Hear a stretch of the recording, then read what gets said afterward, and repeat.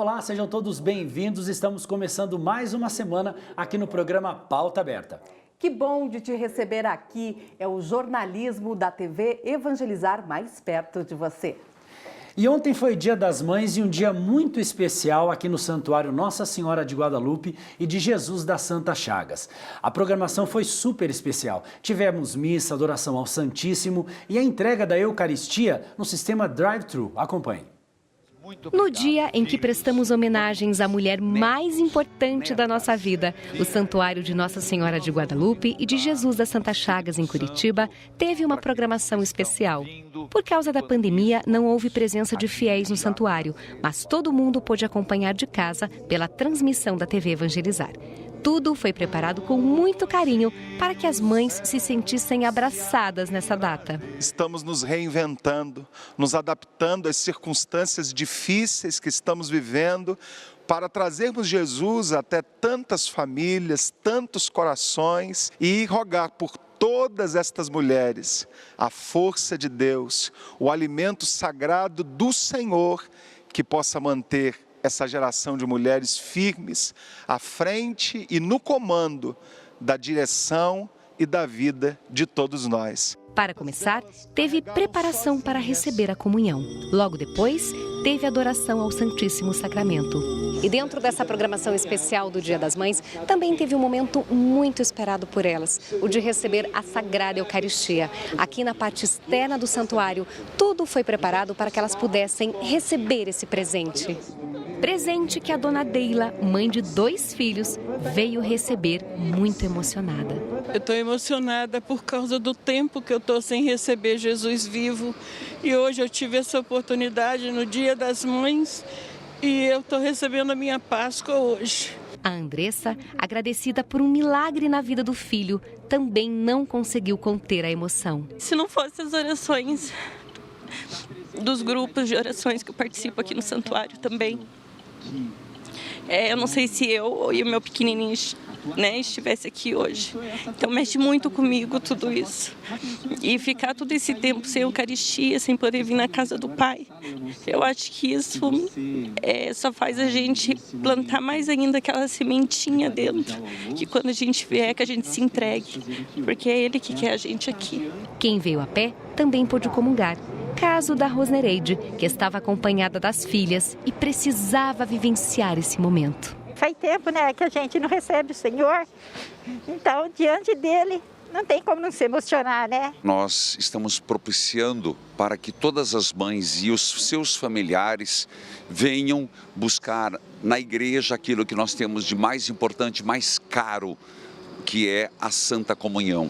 E as mães estão, junto com suas famílias, tendo uma presença surpreendente, porque no fundo elas sentem essa falta, essa necessidade de estar em comunhão com Deus. Afinal, são as primeiras catequistas dos filhos e elas sabem da importância da Eucaristia. E quem veio até o santuário não deixou de praticar a solidariedade. Foram doados muitos alimentos que serão direcionados pela obra Evangelizar é Preciso. Para encerrar esse dia tão especial, em que só queremos mostrar todo o nosso amor pelas mães, teve a Santa Missa celebrada pelo Padre Reginaldo Manzotti. Obrigado, mãe, por você ser esposa dedicada e ser uma mãe que nunca se cansa de receber os filhos, mesmo que esses filhos sejam arteiros, drogados, bêbados, presos. Obrigado, mãe, mas que nunca deixe, mãe, de ter os joelhos dobrados. Obrigado, mãe, que tanto se sacrificou. E o Padre Reginaldo Manzotti fez uma linda homenagem para as mães. Uma live cheia de surpresa e emoção. Confira. Nesse momento de pandemia, muitos filhos estão afastados das mães. Com a chegada do dia em que queremos estar perto delas, o coração fica apertado com a distância. E para aliviar um pouco essa saudade, Padre Reginaldo Manzotti fez uma live muito especial para elas.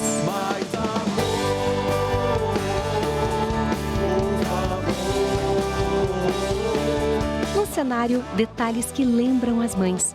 Aquele cantinho na cozinha, por exemplo, traz boas lembranças. Ouvindo murmurar das cachoeiras. Se vocês soubessem quanto nós cantávamos essa música. Embaixo de uma parreira de uva. Memórias que estão muito vivas, inclusive para Padre Reginaldo, que não conseguiu conter a emoção ao lembrar de sua mãe. Minha mãe dançava.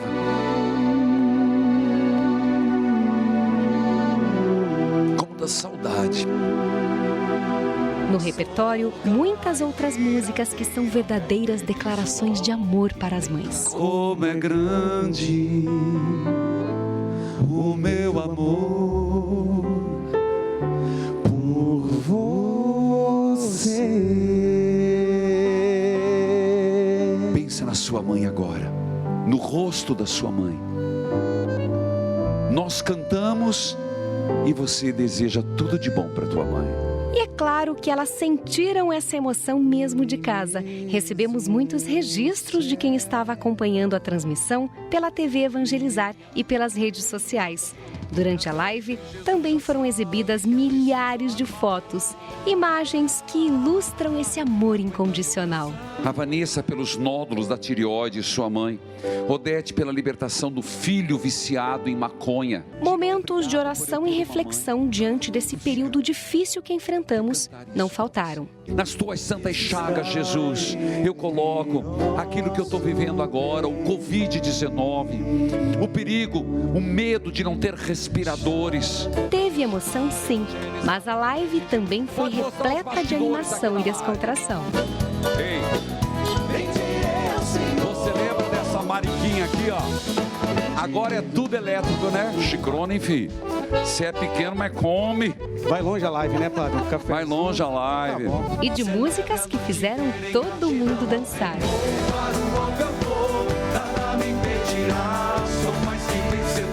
Muitos artistas também participaram. O apresentador Celso Portiolli e os cantores Péricles, Fafá de Belém e Elba Ramalho mandaram mensagens para Padre Reginaldo. Feliz Dia das Mães para todo mundo.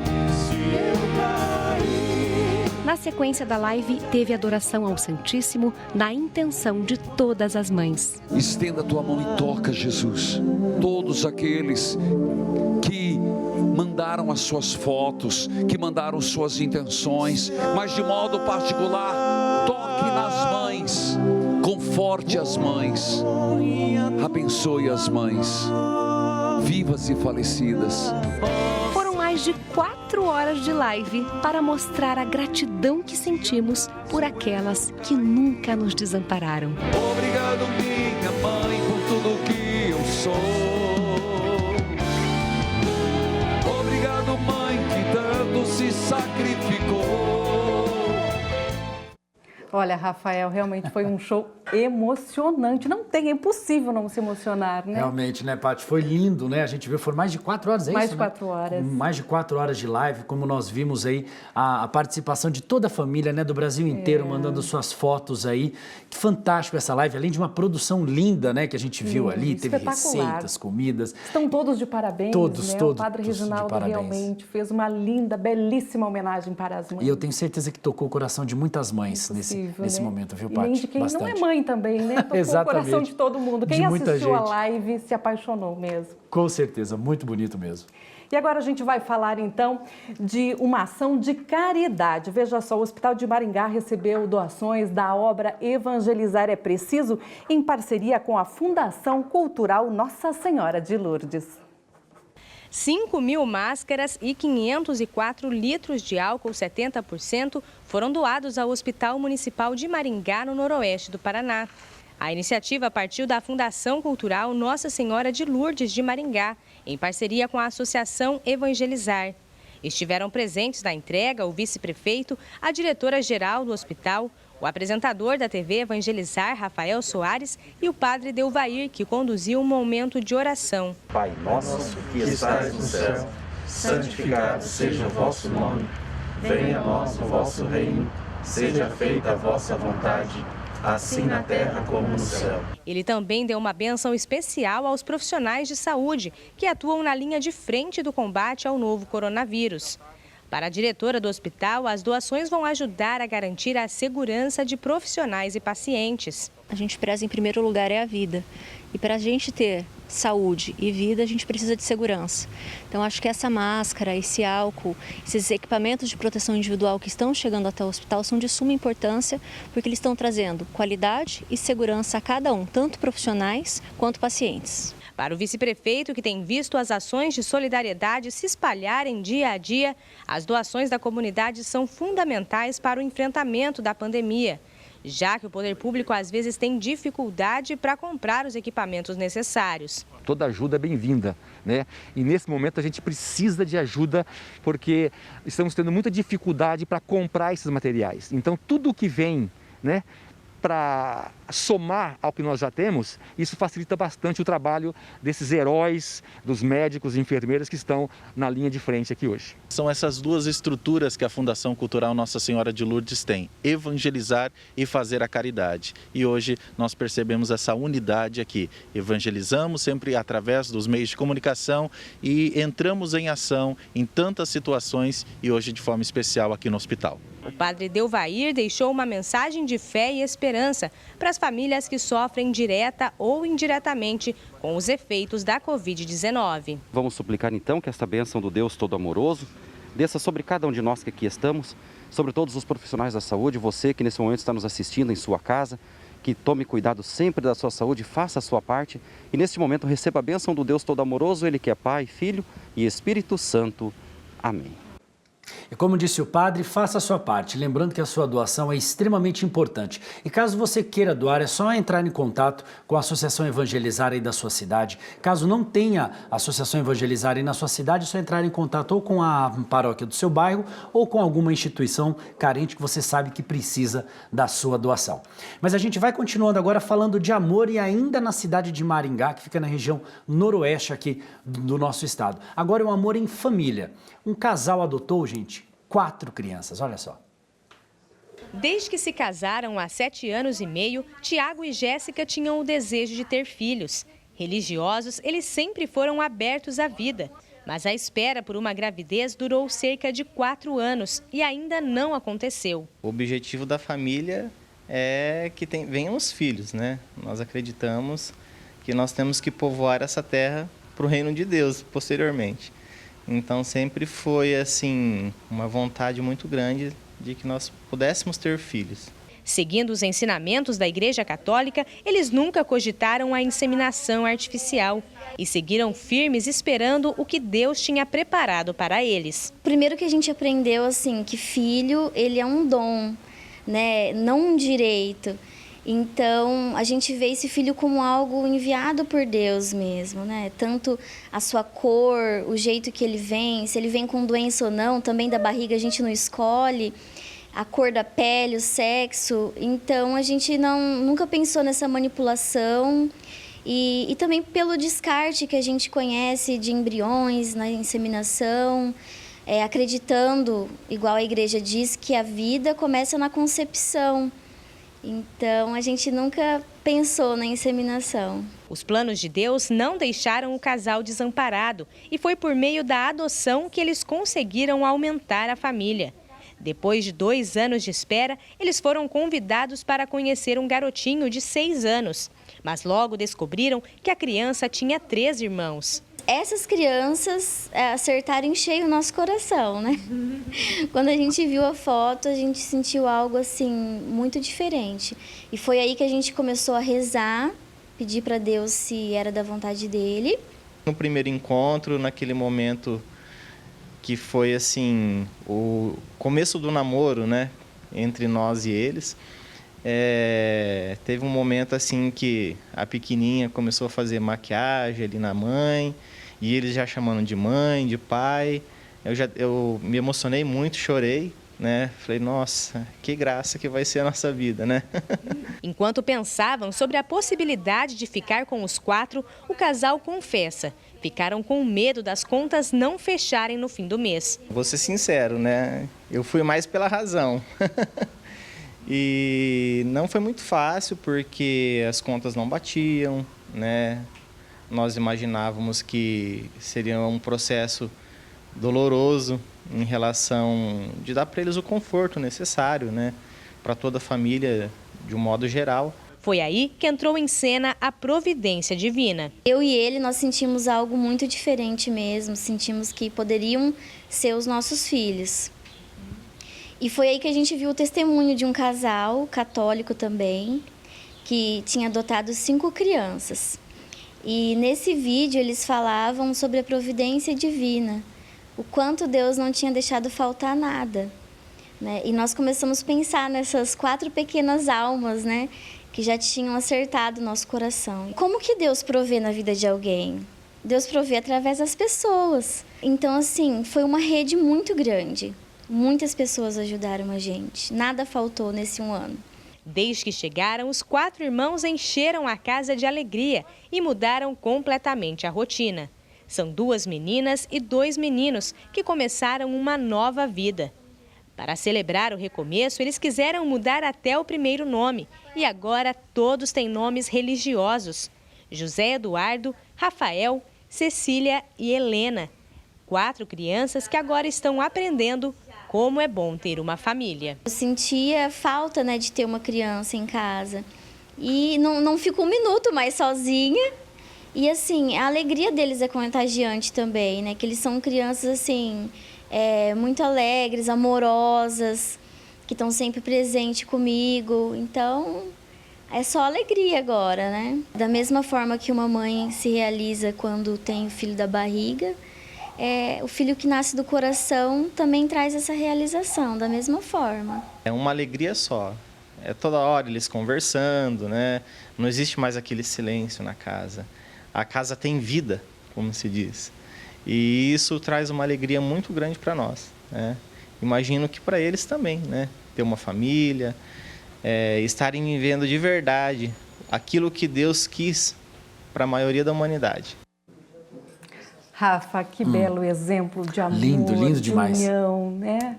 Que sirva de exemplo aí para outras famílias. Exatamente. Agora, a Paty estava me dizendo, né, Paty, com relação a alguns números. Exatamente, né, eu trouxe alguns dados aqui, que hoje existem 5.000 crianças e adolescentes que aguardam para serem adotadas. E o interessante, Rafa, é que 42.000 pessoas são pretendentes que estão à espera aí para adoção. E o que chama a atenção nesse caso aí é que tem menos crianças e adolescentes do que pretendentes. Fecha, né? A conta não fecha. A conta não fecha. E a gente se pergunta, né? O porquê, o porquê exatamente. Disso. Exatamente. Eu acho que deve ser aí o perfil, né? Com certeza. Eu li uma vez uma reportagem que chamou muito a atenção, dizendo que, infelizmente, Paty, muitos casais que entram na fila da adoção olham a criança como se fosse um produto. Exemplo, uma criança tem o cabelo escuro e é claro, não gosto do cabelo claro, eu quero ficar com o cabelo escuro. Ou não querem pegar, como nesse caso dessa família, as crianças já um pouco mais velhas. Infelizmente é isso. Tem dados que a partir dos 3 anos de idade já fica com mais já fica mais complicado. Então, isso se reflete exatamente nesses dados que você falou. 5.000 crianças para adoção, porém 42.000 pais e mães para adotar as crianças. E aí não fecha essa conta, fecha a conta, essa matemática. Bom, e agora então, com as crianças em casa, os cuidados devem ser redobrados, principalmente quando se fala em medicamentos. Dá só uma olhada. Em um sábado à tarde, Dona Lene e sua filha estavam se arrumando para um chá de bebê. E em 1 minuto de descuido, a Luna, de apenas 2 anos, acabou tomando as gotas de um remédio para rinite. Esse remédio parece que não faz mal, mas é muito perigoso. O médico falou que é muito perigoso. Se não tivesse socorrido a tempo, ela tinha morrido. No Brasil, a cada ano, cerca de 13.000 crianças e adolescentes são vítimas de intoxicação por medicamento. Segundo dados da Sociedade Brasileira de Pediatria, o perigo é ainda maior na faixa de 1 a 4 anos de idade. Dr. Luiz Renato é pediatra. Ele explica que a intoxicação depende da quantidade ingerida e também do tipo. O mais importante é levar a criança ao hospital assim que surgir a dúvida. Se por acaso era uma cartela que tinha 10 comprimidos e está faltando 1, você procura no chão, você procura próximo, não tem, você tem todo o direito de imaginar que esse comprimido foi ingerido. Você não se surpreenda que às vezes um comprimido que um adulto acha grande e difícil, a criança mastiga e engole.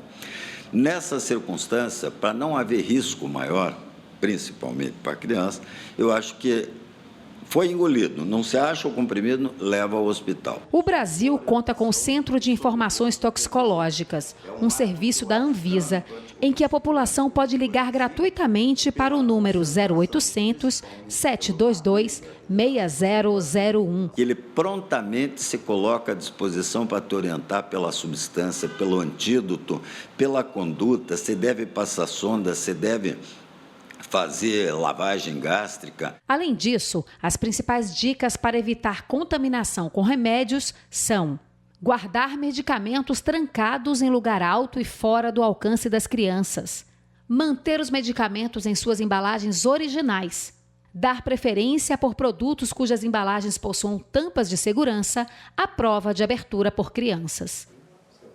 E uma equipe de fonoaudiólogos de Brasília desenvolveu uma máscara de proteção transparente para ajudar na comunicação com as pessoas que têm problemas, os deficientes auditivos. A leitura labial é um dos recursos utilizados pelas pessoas com deficiência auditiva para se comunicar. Mas o que fazer diante do uso obrigatório da máscara, que protege da Covid-19, mas atrapalha a visualização dos lábios de quem fala? Fui para o hospital usando aquela máscara, muitas pessoas ali me atenderam e viram a questão da minha saúde. A enfermeira colocou o remédio em mim, mas novamente sem comunicação por causa da máscara. E eu sabia que poderia ser perigoso, pois estava me dando uma medicação errada. A máscara, quando a gente usa, ela diminui mais ou menos 12 decibéis do som da nossa voz.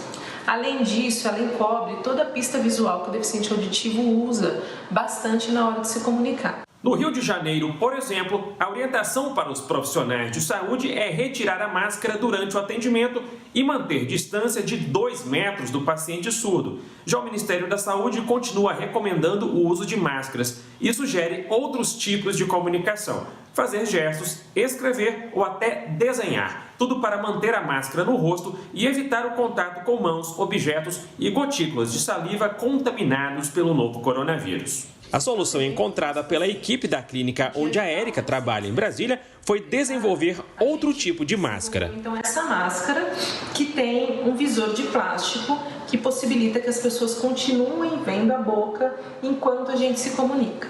Então, essa máscara ainda tem uma barreira física para o som, ela ainda diminui um pouco a intensidade sonora, mas o paciente continua podendo olhar para a nossa boca e fazer a leitura labial. E agora nós vamos ver uma iniciativa muito parecida com essa que você acabou de assistir. É um grupo de nutricionistas de Maringá que também está usando máscaras transparentes. Era um dia normal de trabalho no Departamento de Nutrição do Hospital Municipal de Maringá, no noroeste do Paraná.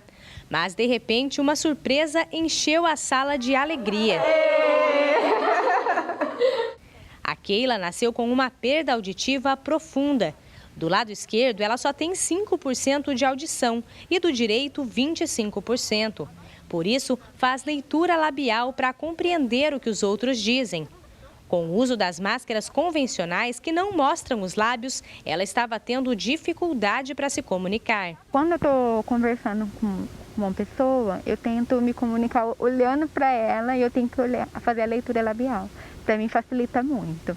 Foi vendo a dificuldade da Keila que uma das meninas do departamento resolveu fazer uma surpresa, encomendar máscaras transparentes. Quando eu vi a dificuldade da Keila, e eu vi que tinha uma possibilidade da gente estar minimizando essa limitação, não deixando de se proteger, que o setor nosso exige, o local do nosso trabalho exige o uso obrigatório desse equipamento de proteção.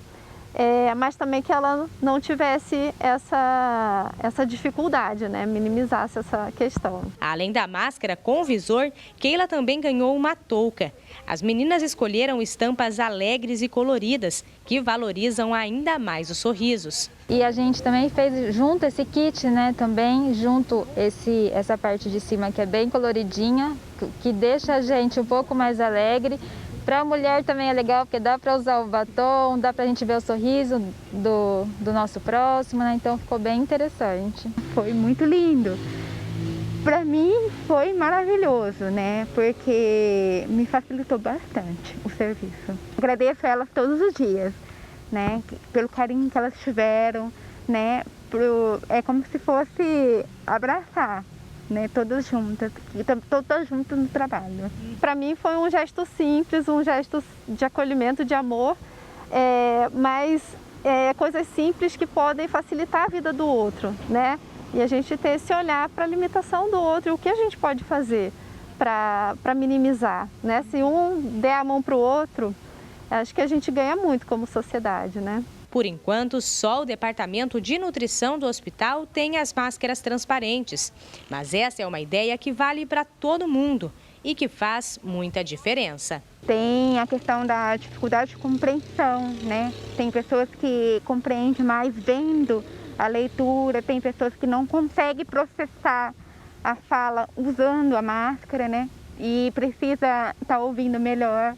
Então, são várias situações que às vezes dificultam o uso da máscara fechada. E neste período, as pessoas estão sendo praticamente obrigadas a se reinventar. Agora nós vamos conhecer o Drives Mulheres, que é um aplicativo de corrida. Quem traz mais informações para a gente ao vivo é a Heloísa Brunkel. Olá, Heloísa.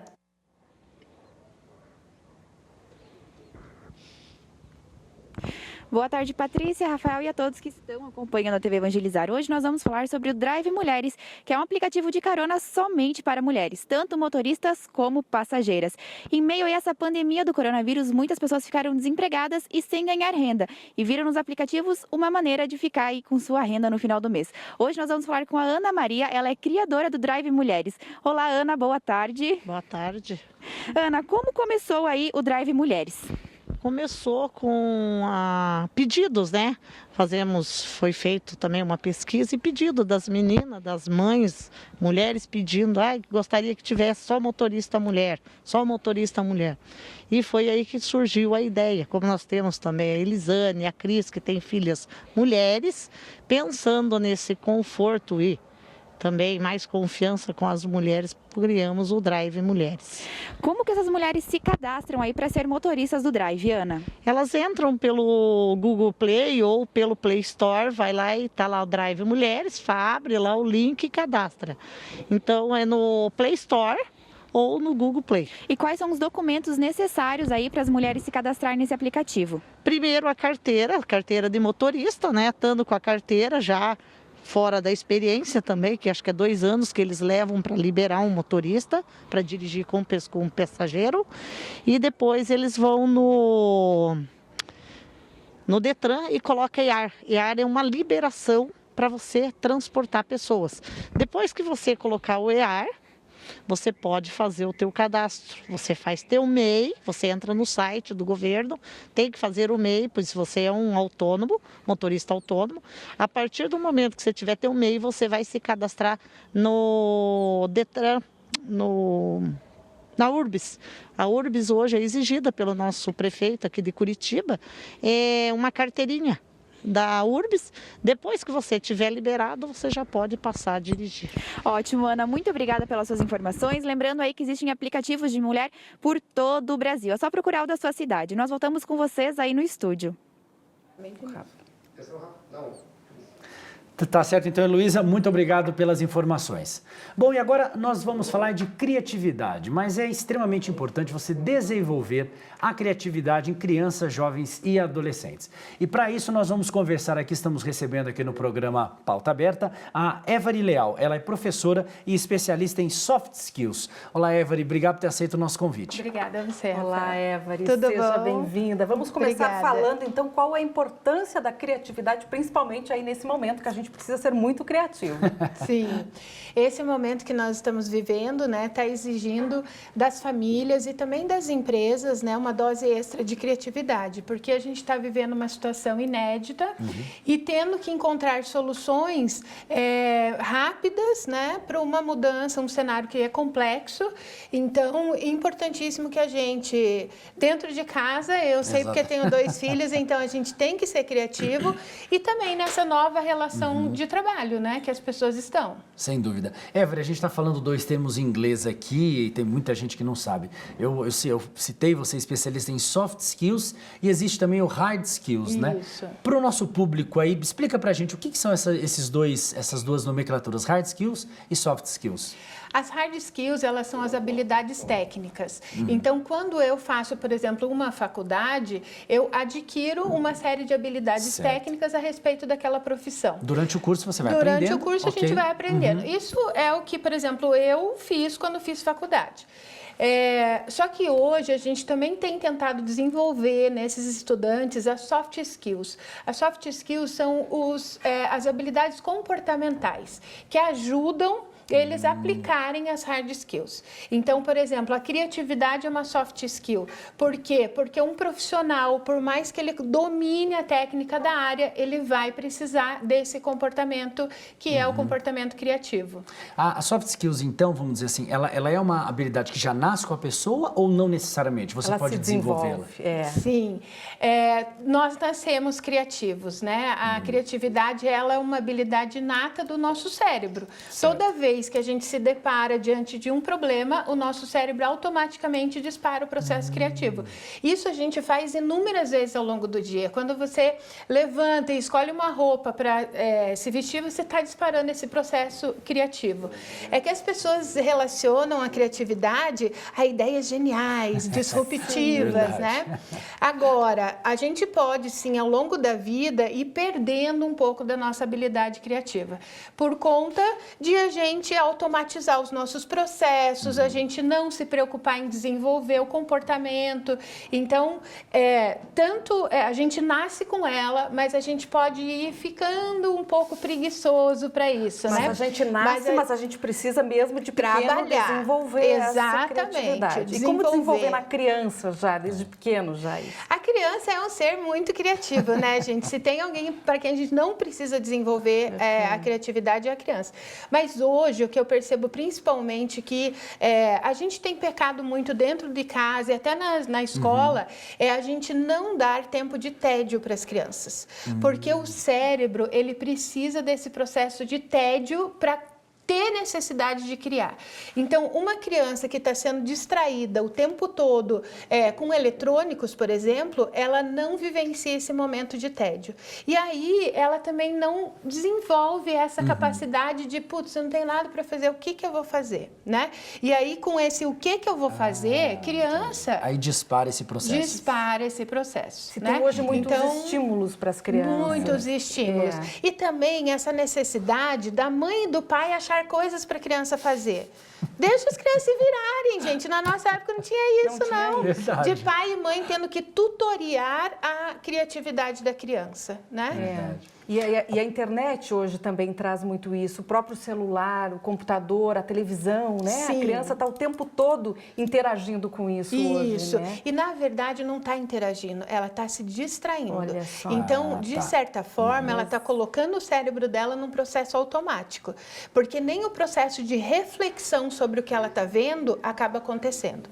Sim. Então, de nenhuma forma a gente desenvolve a criatividade com o excesso dessas atividades. Né? Eu não sou contra, eu tenho criança em casa agora, tem hora que assim, vai jogar, né? Mas não o tempo todo, né? Às vezes é cômodo para alguns pais, exatamente, né? Já jogar ali na frente do computador, ali nas E sem redes sociais. julgamento, sabe, gente? Porque eu sei como que é. E hoje, por exemplo, eu estou trabalhando em casa, eu tenho 2 filhos, um adolescente e uma pré-adolescente. A gente tem estudos, né, para conectar dos 3 deles e meu com os meus alunos. Então, não está sendo fácil, né? Os pais estão precisando também de um escape, né? Dessa coisa das crianças poderem ter alguma coisa, mas deixa também, deixa. O Évora, é o seguinte, a gente espera que, né, Paty, que o mundo retome logo a sua rotina normal e as empresas voltem a contratar. Na realidade, já existem algumas empresas que estão fazendo esse tipo de contratação. Passando agora um pouco para essa parte da criativa, vamos dizer, o de hard skills, soft skills, na hora da contratação. Hoje em dia, as empresas, elas estão analisando isso? Muito exemplo, não só a habilidade que a pessoa conseguiu lá na universidade, como outras habilidades também? Sim. A gente tem dentro das startups uma vertente muito forte de selecionar com viés em soft skill também. Não que as hard skills não sejam importantes, tá? As grandes empresas, com aqueles processos de dinâmica de seleção, também tentam tentam, de alguma forma, mapear ali algumas soft skills. Mas a gente vai ver que as empresas mais tradicionais e de médio e pequeno porte, isso ainda não é uma realidade. Mas isso não está mudando? Está mudando. Eu leio muito sobre isso. E assim, ó, a verdade é que agora, quem não estava mudando teve que mudar, né? Então, hoje a gente viu que a empresa tradicional, que ainda tinha muita resistência a implementar novas formas de trabalho, novas relações trabalhistas, elas foram obrigadas.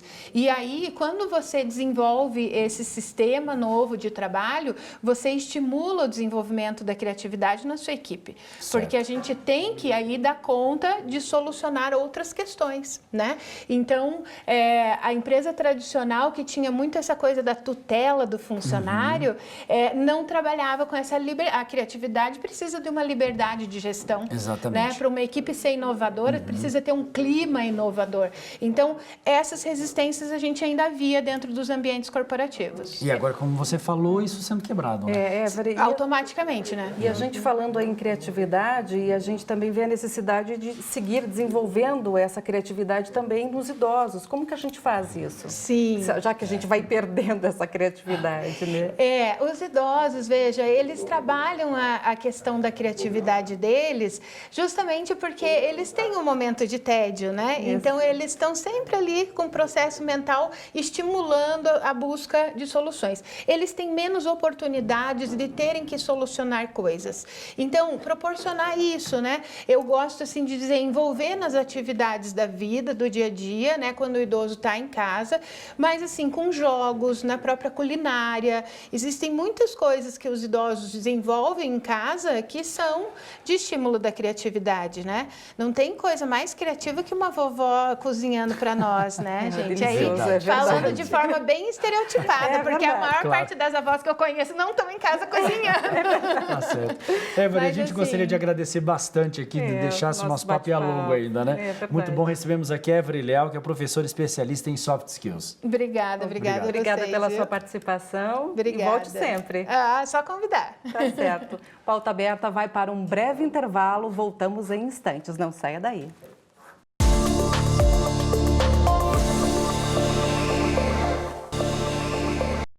Estamos de volta com o programa Pauta Aberta. Muito obrigado para você que está nos acompanhando também pelas nossas plataformas digitais, não só no Brasil, como em todo o mundo. Obrigada pela sua companhia e audiência. E agora nós vamos falar da Associação Evangelizar é Preciso, mais uma instituição que foi beneficiada com as doações. Essa instituição fica em Fazenda Rio Grande, na região metropolitana aqui de Curitiba. A Associação Evangelizar é Preciso doou 500 quilos de alimentos e 400 pães ao CAD, Centro de Assistência e Desenvolvimento Integral. A entidade trabalha há 25 anos no progresso das crianças, adolescentes e famílias do bairro Nações, em Fazenda Rio Grande, região metropolitana de Curitiba. A gente atende crianças aqui, por exemplo, que nós temos relato de que só comem na escola e só comem no CAD. Então, para nós é extremamente necessário ter boa alimentação para as nossas crianças, né? Então, a Evangelizar já vem há um bom tempo nos auxiliando, fazendo doação de alimentos, né? Sanando algumas demandas que, por outros meios, a gente demoraria mais, talvez, teria algum outro nível de dificuldade. 40 famílias serão beneficiadas com os alimentos. Uma delas é a da dona Rosimar de Miranda. Eu com 4 crianças em casa, né? Então já é uma ajuda muito grande, né? E que Deus abençoe vocês e o CAD também, né? Que merece todo esse esforço que estão fazendo para a gente, né? E ontem foi Dia das Mães e a doutora Ana Escobar tem um recado para elas. Confira. Um recado agora para as mamães que estão em quarentena. Pessoal, eu estou entendendo que a vida não está fácil para vocês. Por quê? Porque em cima das mães é que cai boa parte de tudo que se faz dentro de uma casa. Então, sei que nesse momento está sob sua responsabilidade a lição das crianças, o entretenimento das crianças, o cuidar da casa, o que inclui almoço, jantar, faxina da casa. Vocês têm que trabalhar. Além disso, vocês têm que estar bem, fazer exercício, se sentir bem e todas essas cobranças que todo mundo tem. Qual é o tempo que vocês têm, de fato, para vocês mesmas? Então, aqui vai uma dica que eu quero dar para vocês.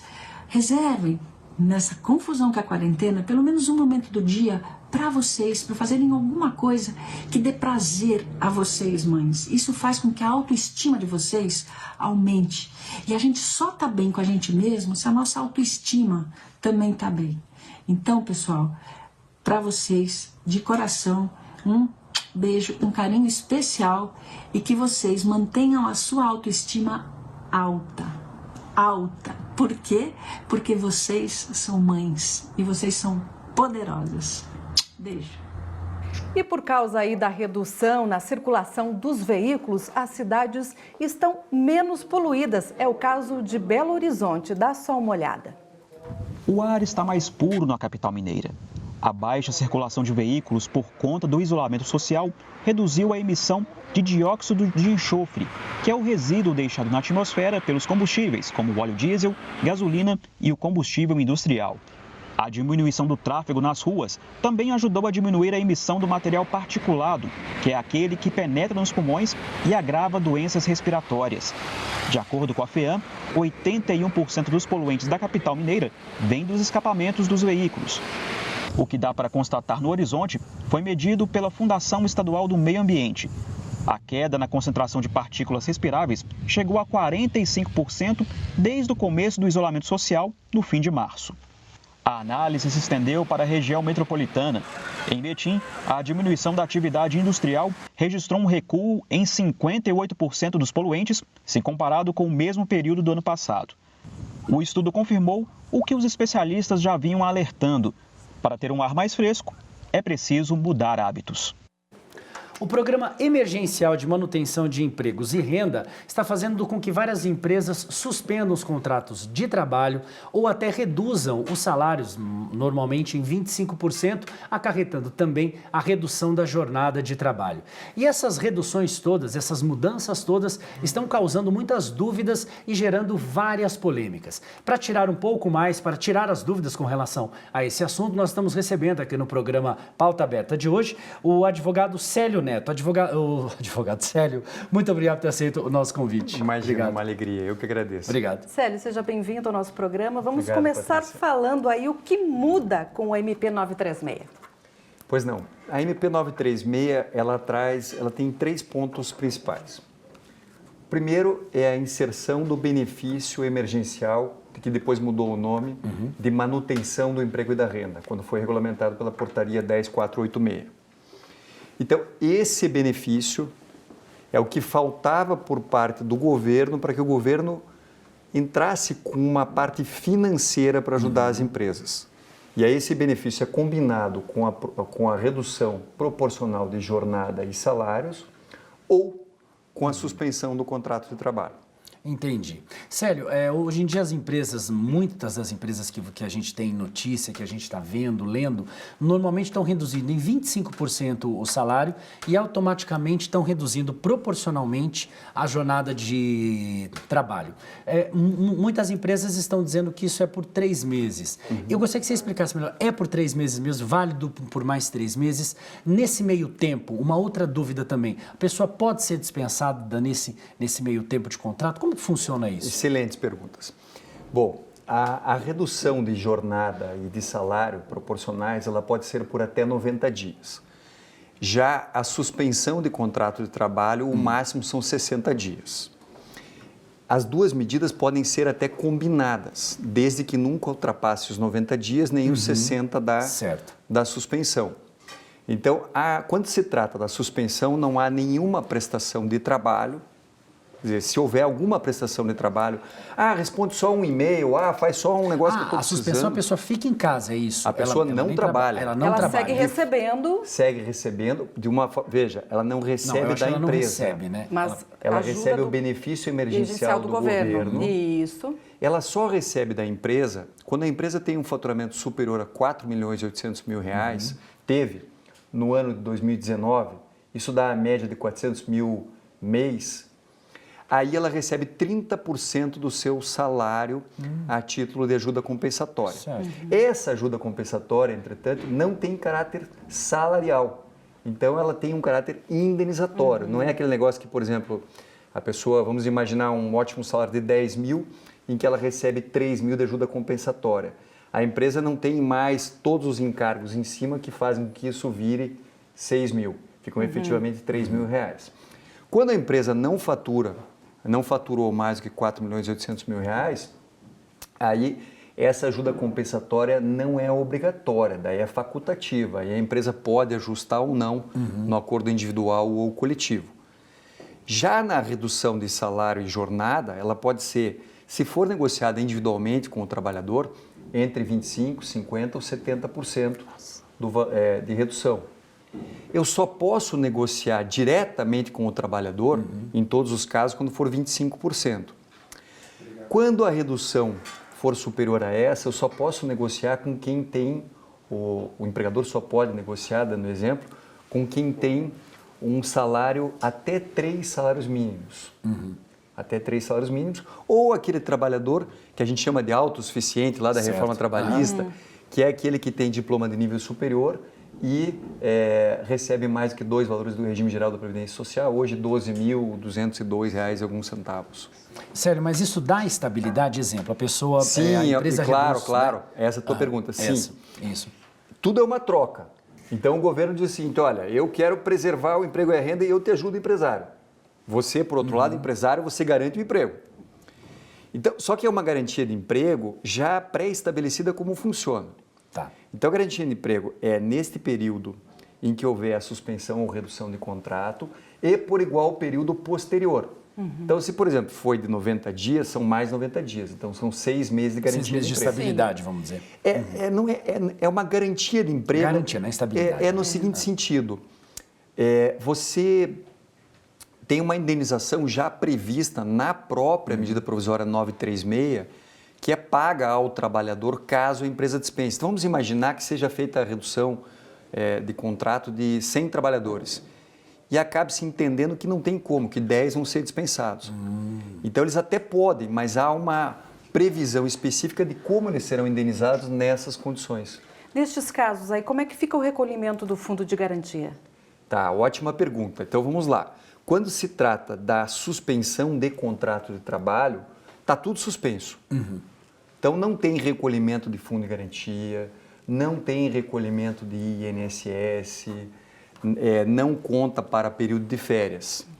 Já quando se trata da redução de salário e de jornada, aí tem todos os recolhimentos sobre os valores que são pagos a título de salário. E é feito todo o cálculo normalmente, só que proporcionalmente àquilo que ele está trabalhando. E tem algumas empresas que também oferecem aquele auxílio creche, o vale alimentação, vale refeição. E como nesses casos a pessoa segue recebendo, ela tem esse direito? Só perguntas boas. Bom, a medida provisória 936 e a própria portaria que a regulamenta 10486 determina que sejam mantidos todos os benefícios dados ao trabalhador. Então, o vale-refeição, o vale-alimentação, até porque é previsto normalmente em norma coletiva. Né?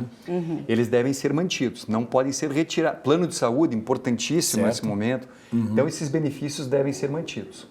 Agora, Célio, a gente está com uma realidade nova, né, que nós estamos vendo, enfim, até porque veio essa MP também, então eu imagino que pegou todo mundo de surpresa, né? Tanto os advogados da área trabalhista quanto as empresas.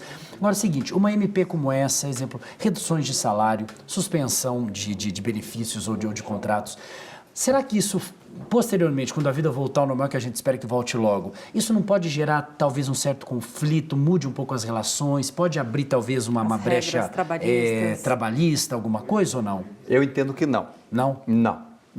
Veja, eu entendo o seguinte, eu costumo dizer que nós estamos fora de CNTP, fora de condições normais de temperatura e pressão. O momento que vivemos é um momento que talvez só o profeta, poeta Raul Seixas tenha previsto. Sim, verdade. O dia em que a Terra parou. Em 1975 essa música dele. Incrível a música, muito apropriada para o momento. Então o que acontece? Nesse momento todo o direito é lido sob a ótica da desordem. Tá. Por exemplo, lá desde a MP 927, no artigo 2º, e depois na 936, onde se prevê o acordo individual para redução de jornada, isso é inadmissível sob o aspecto constitucional. Só que a Constituição ela tem que ser lida de forma sistemática. Não posso ler um artigo de modo isolado. Certo. E aqui eu tenho bens maiores a serem protegidos, que é o próprio direito à vida, à saúde e segurança no trabalho e a preservação do próprio emprego. Uhum. Então, a MP 936 ela vem querendo preservar o emprego e a renda. Ela diz o seguinte, bom, é ruim que haja uma diminuição do salário, não tenha dúvida. Sim. Assim como a própria MP 927, quando trata das férias, que podem ser concedidas até 2 dias antes. Quem gosta de tirar férias nesse cenário agora? Dentro de casa, preso? Pois é, mas é que é uma tentativa de manter o emprego. Uhum. Então, o que se busca aqui é a preservação de um bem maior. Certo. Essas regras, MP 927, MP 936, são regras absolutamente restritas ao período de calamidade pública e dentro daquilo que foi estabelecido de validade, de vigência dentro de cada uma delas. Tá certo, então. Nós gostaríamos de agradecer bastante a sua presença aqui. Muito obrigado por ter aceito o nosso convite. Tirou bastante as dúvidas dos nossos telespectadores. Obrigada, Célio. Seja sempre bem-vindo ao nosso programa. Muito obrigado. Uma satisfação. Muito obrigado. Obrigada. E nessa época de pandemia, muita gente está fazendo dieta por conta própria, até porque tem muita gente comendo um pouco a mais que o normal. Mas você sabia que fazer dieta por conta própria pode gerar malefícios à sua saúde? Acompanhe. A obesidade atinge 20% da população, já o sobrepeso 54%. Além desses fatores, também ocorre um padrão de magreza excessivo na sociedade, o que faz com que as pessoas muitas vezes procurem dietas sem orientação profissional. Rosângela Moraes é um desses casos. Ela acabou procurando uma dieta de forma mais fácil e gerou riscos à sua própria saúde. Sempre tentei emagrecer, como é muito difícil, meu metabolismo é muito lento. Daí nunca emagreci, nunca conseguia perder nem 100 gramas. Daí me falaram de uma tal noz da Índia, que é um produto natural. Daí eu fui atrás, comecei a tomar. Tomei por uns 2 meses, realmente emagreci 6 quilos. Mas depois veio a consequência. Comecei a passar mal, ter enjoo, ter vertigens. O meu rim estava funcionando muito rápido e não pode. E daí eu tive de parar de usar a noz da Índia. Na verdade, não há um regime certo a ser seguido. Cada pessoa tem o seu corpo com as suas particularidades. Porém, há fatores fundamentais para que isso ocorra de uma forma saudável, como, por exemplo, o consumo de frutas e verduras. Procurar um nutricionista, adquirir hábitos de vida mais saudáveis, muitas vezes se matricular numa academia, mas também fazer exercício físico com auxílio de um profissional de educação física, que é o profissional habilitado para estar auxiliando as pessoas a fazerem exercício, né? E tendo hábitos de vida mais saudáveis, o que a gente sempre fala, diminuindo o consumo de alimentos industrializados e comendo mais comida de verdade, que a gente sempre orienta. Então, mais fruta, mais legumes, menos alimentos industrializados, maior consumo de alimentos integrais, né? Então, se hidratando, tomando bastante água. E hoje nós encerramos o Pauta Aberta com uma linda homenagem que os filhos fizeram para sua mãe neste momento aí de isolamento social. A gente agradece o seu carinho, a sua atenção e até amanhã com mais um programa Pauta Aberta. Até amanhã.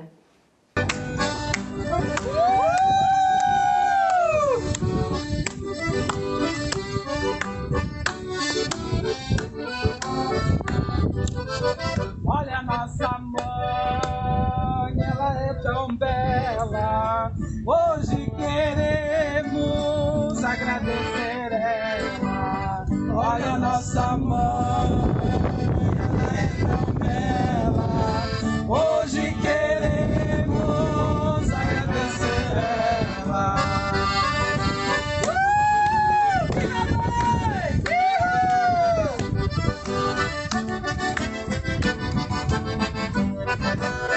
Deus te abençoe, ó mãe querida.